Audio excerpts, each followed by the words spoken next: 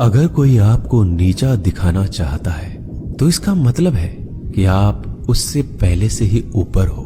जिंदगी जीने के लिए मिली है, इससे लोग क्या सोचेंगे यह सोचने में बर्बाद मत करो। किसी के बुरे वक्त में उसका हाथ पकड़ो, सहारा दो, उसे हिम्मत दो, क्योंकि बुरा वक्त थोड़े समय में चला जाएगा लेकिन वह आपको दुआ जिंदगी भर देता रहेगा। मनुष्य सुबह से शाम तक काम करके उतना नहीं थकता जितना चिंता और क्रोध के एक क्षण में थक जाता है। संबंध परमात्मा से अच्छे बना लो तो तुम्हें किसी की जरूरत नहीं पड़ेगी, तुम खुद सबकी जरूरत बन जाओगे। सलाह देने तो हजारों आते हैं लेकिन जब साथ देने की बारी आती है तो केवल भगवान आते हैं। जीतने के बाद तो सारी दुनिया गले लगाती है, क्योंकि जो आज आपके साथ है वह कल आपके खिलाफ हो सकते हैं।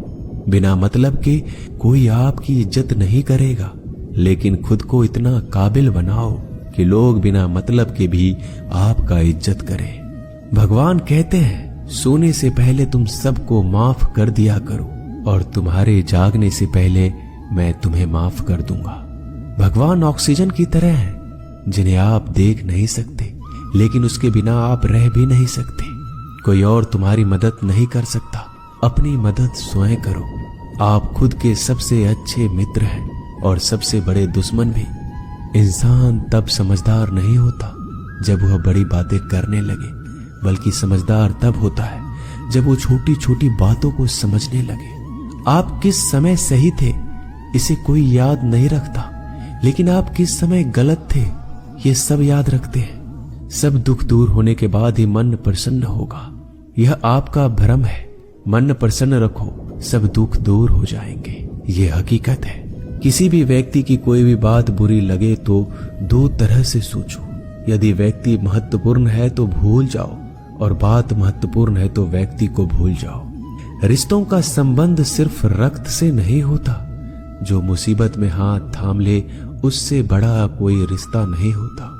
भगवान कहते हैं तुम सब कुछ मुझे सौंप दो, सारा दर्द परेशानी, और बिल्कुल हल्के होकर मुझे याद करो। धीरे धीरे तुम्हारा जीवन बदल जाएगा। हर रोज रात को सोने से पहले भगवान को अपनी पूरी दिनचर्या बता के सोएं। अगर आपके द्वारा किसी का दिल दुखा है तो मन ही मन उससे माफी मांगे। अगर आपका किसी ने दिल दुखाया है तो उसे माफ करके सारी चिंताएं भगवान को सौंप कर सो जाए। यकीन मानिए इससे आपकी जिंदगी खुशनुमा बन जाएगी। क्रोध बोला हुआ एक शब्द इतना जहरीला हो सकता है कि आपकी हजार प्यारी बातों को एक मिनट में नष्ट कर सकता है। सबको हंसाना लेकिन किसी पर भी हंसना मत। सबके दुख बांटना लेकिन किसी को दुखी मत करना। सबकी राह में दीप जलाना लेकिन किसी का दिल जलाना मत। यही जीवन की रीत है, जैसा बोओगे वैसा ही पाओगे। दुआएं और प्रार्थनाएं असंभव को भी संभव बना देती है। ईश्वर को ना हमारे तन की जरूरत है ना धन की, उसको तो बस पवित्र मन की जरूरत है। इसलिए वो हमें कुछ भी छोड़ने के लिए नहीं कहता, बस कहता है बच्चे मन से विकार छोड़ो, गंदे विचार छोड़ो। जो आने वाला है वो हमेशा गुजरे हुए कल से बेहतर होगा। यही एक सोच आपके जीवन में कभी निराशा नहीं होने देगी। झूठ कितना अजीब है, खुद बोलो तो अच्छा लगता है, दूसरे बोले तो गुस्सा आता है। खुशियां चाहे किसी के साथ भी बांट लो, पर गम हमेशा भरोसेमंद इंसान के साथ ही बांटना चाहिए। जीवन में समय चाहे जैसा हो, परिवार के साथ रहो तो सुख बढ़ जाता है, दुख हो तो बढ़ जाता है। सच्चा मित्र वही है जो उस समय में भी आपके साथ खड़ा हो जब सारी दुनिया आपके खिलाफ हो। आपके पास जितना भी है उसके लिए बार बार दिल से धन्यवाद कहें, हर वक्त कहें। यकीन मानिए जितना भी है वो जल्दी कई गुना हो जाएगा। प्रार्थनाएं और ध्यान इंसान के लिए बहुत जरूरी है, क्योंकि प्रार्थना में भगवान आपकी बात सुनते हैं और ध्यान में आप भगवान की बात सुनते हैं। श्री कृष्ण से कितना कुछ छूटा, पहले माँ छूटी, फिर पिता छूटे, फिर जो नंद किशोर मिले वो भी छूटे, संग साथी छूटे, राधा भी छूटी, गोकुल छूटा, फिर मथुरा छूटा। श्री कृष्ण से जीवन भर कुछ न कुछ छूटता ही रहा। नहीं छूटा तो वो था देवत्व, मुस्कान और सकारात्मकता। श्री कृष्ण दुखी नहीं, उत्सव के प्रतीक है। सब कुछ छूटने पर भी कैसे खुश रहा जा सकता है, ये श्री कृष्ण से अच्छा कोई नहीं सिखा सकता।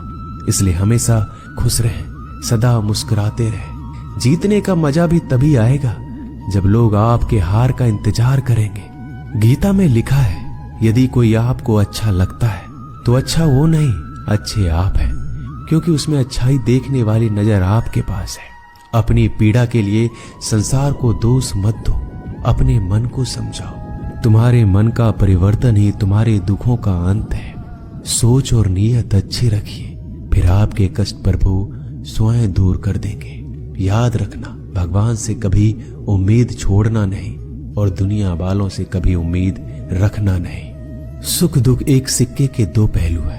जहां सुख होगा वहां दुख भी होगा, जहां दुख होगा वहां सुख भी होगा।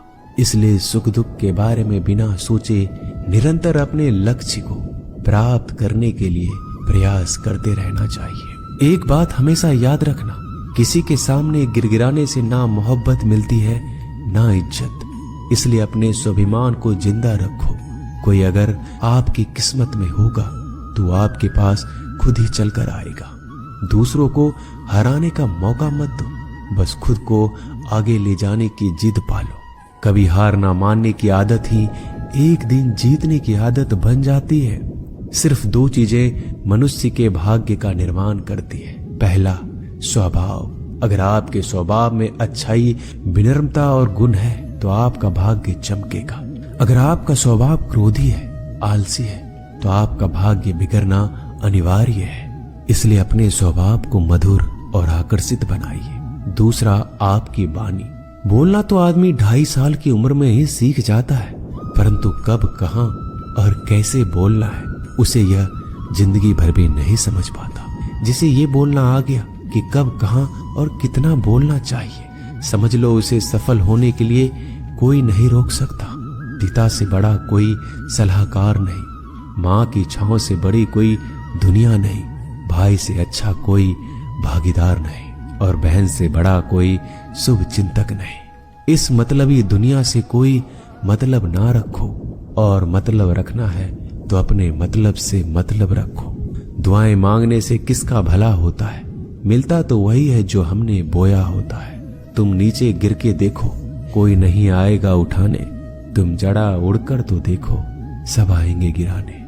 एक बात हमेशा याद रखना, अगर शराब की दुकान पर बैठकर दूध पियोगे तो तुम्हें शराबी का ही दर्जा मिलेगा, और किसी मंदिर में बैठ के पानी भी पियोगे तो तुम्हें एक संत का दर्जा दिया जाएगा। इसलिए आप किसके साथ उठते बैठते हो ये बहुत मायने रखता है। दोस्तों, आशा करता हूं कि आपने इस वीडियो से बहुत सारी सीख ली होगी। मिलते हैं जल्दी एक नए ज्ञानवर्धक वीडियो में। धन्यवाद। अपना ख्याल रखिएगा।